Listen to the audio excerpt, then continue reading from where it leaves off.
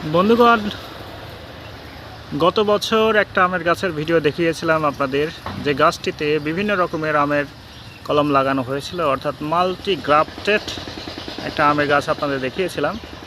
সেই গাছটায় আজকে আবার আপনাদের দেখাচ্ছি। দেখুন, এই যে দেখুন, এইটাই হলো সেই আমার মাল্টি গ্রাফটেড আমের গাছ। এই যে দেখুন, এর এক এক ডালে দেখুন, এক এক ডালে এক এক রকমের জাতের আমের কলম লাগানো হয়েছে। এই দেখুন, কোনোটায় লাল আম ধরছে, আবার কোনোটায় সবুজ। দেখুন, বিভিন্ন কালারের বিভিন্ন সাইজের কিন্তু আম আছে। এই যে দেখুন, এটা একরকম সাইজের, দেখুন এটা আবার আর এক রকম সাইজ। মানে একই গাছে বিভিন্ন রকমের আম।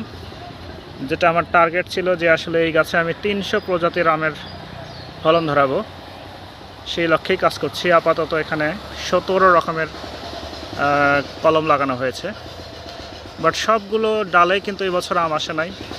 আপনারা হয়তো অনেকে জানেন, এবছরের ওয়েদার কন্ডিশন খারাপ হওয়ার কারণে আসলে আমের যে ফলন, সেই কাঙ্ক্ষিত ফলন কিন্তু হয় না।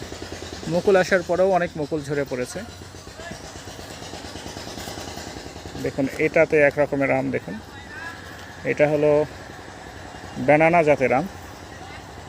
দেখুন, এটাতে আবার আরেক রকমের আছে, এটা আম্রপালি।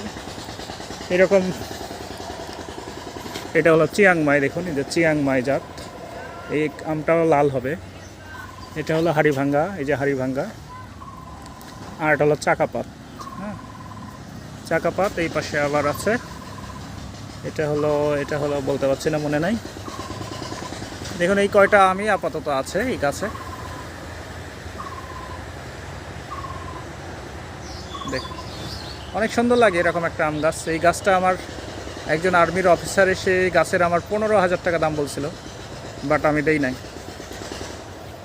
15,000 টাকা দাম বলার পরেও এই গাছটা আমি দেই নাই। দেখুন গাছটা কীরকম বড় হয়ে গেছে। এই যে এখানে উপর একটা আম আছে।